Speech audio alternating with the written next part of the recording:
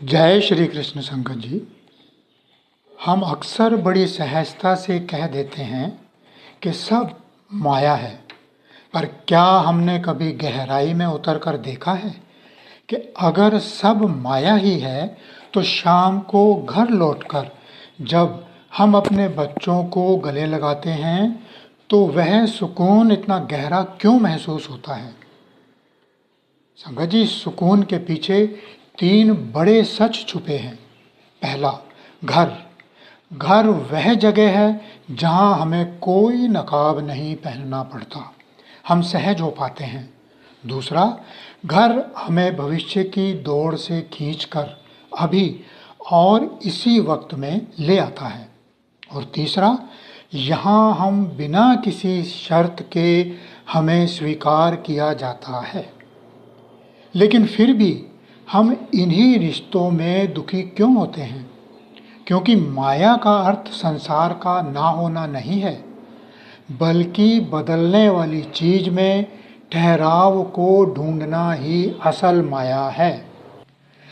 इसको यूं भी कह सकते हैं कि परिवर्तनशील स्थितियों, चीजों में स्थिरता ढूंढना ही असल माया है। संगत जी, ये सुनने में बड़ा गहरा लगता है, पर हमारे रोजमर्रा के जीवन में यह माया एक अदृश्य मोह की तरह काम करती है।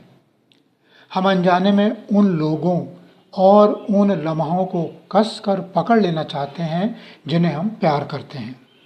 हम चाहते हैं कि वक्त रुक जाए, खुशियाँ ठहर जाएं और हमारे अपने हमेशा वैसे ही रहें जैसे वे आज हैं। पर हम भूल जाते हैं कि जिसे हम पकड़ना चाह रहे हैं वह तो कुदरत के नियम का एक हिस्सा है। इसे एक मिसाल से समझते हैं। इस संसार को एक बहती नदी की तरह देखिए। हमारे रिश्ते उस बहते पानी पर बनी लहरों जैसे हैं।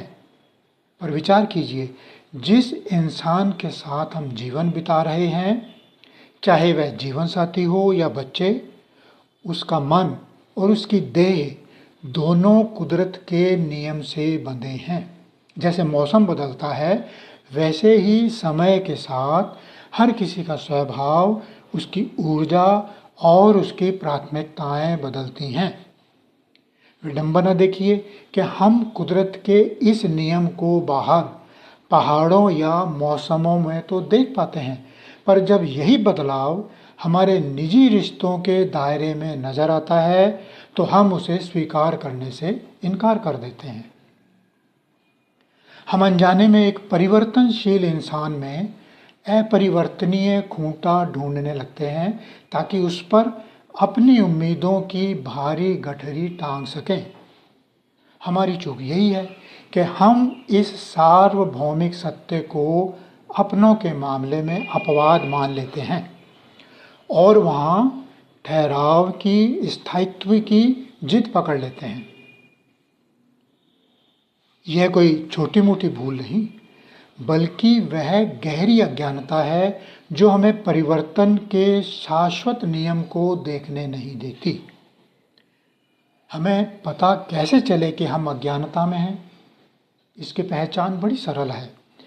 जहाँ भी आपके मन में बेचैनी पैदा हो, जहाँ क्रोध का उबाल आने लगे, समझ लीजिए कि आपने फिर से एक बहती नदी पर अपनी उम्मीदों का महल बनाने की कोशिश की है। उस बेचैनी के क्षण में हम अपनी सही बात को भी साबित करने की जिद छोड़नी होगी। उस वक्त अपनी अकल पर नहीं, बल्कि ठहराव पर भरोसा करना होगा। उस वक्त किसी और को नहीं, बल्कि खुद को संभालिए। अपनी उम्मीदों की वह भारी गठरी जो आपने सामने वाले के कंधे पर लाद रखी थी, उसे धीरे से नीचे उतार दीजिए। याद रखिए, रिश्ता सच को जीतने से नहीं, बल्कि अहंकार को हारने से बचता है। संगत जी, जब हम कहते हैं कि हम माया के जाल में फंसे हैं, तो ये जाल दिखता कैसा है? दरअसल माया हमारे भीतर का एक चक्रव्यूह है। हम इस संसार की असलियत को इसलिए नहीं देख पाते क्योंकि हम 5 विकारों की ऊंची दीवारों के घेरे में जी रहे हैं। कौन से? काम, यानी सुख को बाहर ढूंढने की तड़प। क्रोध, वह धुआं जो उम्मीदें टूटने पर उठता है। फिर है लोभ, यानी जो है उसे छोड़कर अनचाही दौड़ में भागना। फिर है मोह, यानी रिश्तों को प्रेम नहीं कब्जे से अधिकार में बांधना। और अहंकार, वह सूक्ष्म दीवार जो हमें यह भ्रम देती है कि सब कुछ मैं ही कर रहा हूँ। संगत जी, विचार कीजिए कि यह मैं आखिर खड़ा कहाँ है। इस अहंकार का सबसे बड़ा केंद्र यह शरीर ही तो है। हमें लगता है कि मैं यह देह हूँ, इसलिए इस देह से जुड़ी हर चीज को हम अपनी पकड़ में रखना चाहते हैं। हम भूल जाते हैं कि जिस मैं पर हम इतना नाज कर रहे हैं उसका ठिकाना ही स्थायी नहीं है। जैसे ही हम इस देह की असलियत को समझ लेते हैं, अहंकार की वह सूक्ष्म दीवार अपने आप ढहने लगती है। इसे गहराई से समझते हैं। देह एक सुंदर सराय है। यह जो हमारा शरीर है वह गलत नहीं है। जब तक सांस है, इस देह की सेवा, इस देह की सुरक्षा हमारा धर्म है, क्योंकि इसी देह के भीतर वह परमात्मा बैठा है।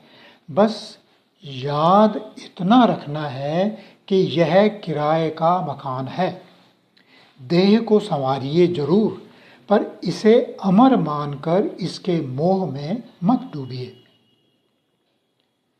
यही वह बारीक समझ है जहाँ माया और सत्य के बीच की रेखा साफ होती है।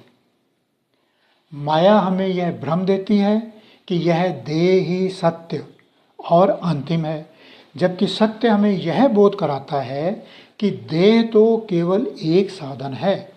जब तक हम इसे सब कुछ मानते हैं, हम डर और मोह के बंधन में रहते हैं। लेकिन जैसे ही हम इसे एक सुंदर सराय की तरह देखते हैं, हम इसमें रहते हुए भी इसके पार की शांति से जुड़ जाते हैं। जैसे ही हमें यह बोध होता है कि हमारी देह ही स्थायी नहीं है, वैसे ही रिश्तों को लेकर हमारी जिद भी पिघलने लगती है।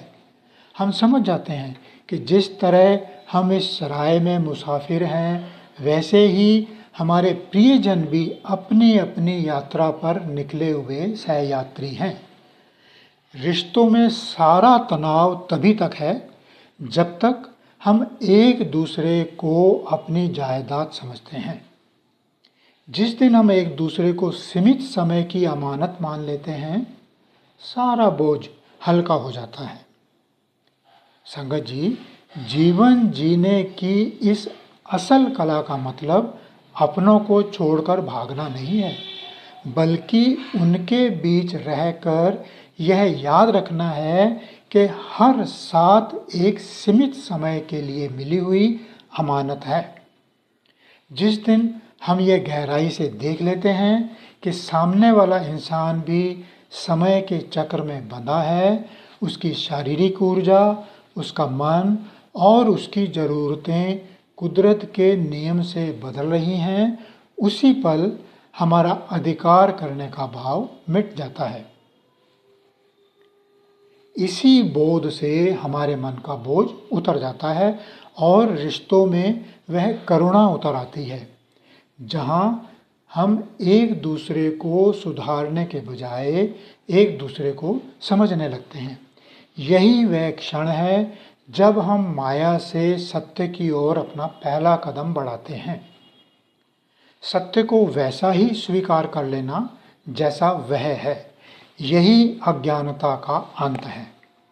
जैसे ही हम कुदरत के, प्रकृति के इस बहाव के साथ एक होते हैं, माया की पकड़ ढीली हो जाती है और हम उस शाश्वत शांति के करीब पहुंच जाते हैं जिसे हम बाहर ढूंढ रहे थे। क्योंकि शाम ढल रही है और यह बोध ही सबसे बड़ी जागृति है कि इस मुसाफिर खाने को छोड़कर एक ना एक दिन हमें हंसते हंसते अपने असली घर लौटना है। संगत जी, असल में यह बोध ही सबसे बड़ी जागृति है कि इस मुसाफिर खाने में हम जिसे मेरा कह रहे हैं वह दरअसल परमात्मा की अमानत है। जब हम इस सत्य को जी लेते हैं तो जीवन का तनाव मिट जाता है और एक गहरी कृतज्ञता ग्रेटिट्यूड जन्म लेती है। फिर हम रिश्तों को बोझ की तरह नहीं ढोते बल्कि उन्हें ईश्वर का प्रसाद मानकर आदर देते हैं। याद रखिए, शाम ढलने से पहले ही अगर हम इस सत्य की रोशनी को पहचान लें तो विदाई का वक्त डर नहीं बल्कि उत्सव का क्षण बन जाता है। तब हम इस संसार को छोड़कर बोझिल मन से नहीं बल्कि एक तृप्त आत्मा के साथ हंसते हंसते अपने असली घर यानी उस परम सत्ता की गोद में लौटते हैं। यही माया का अंत है और यही सत्य का साक्षात्कार है।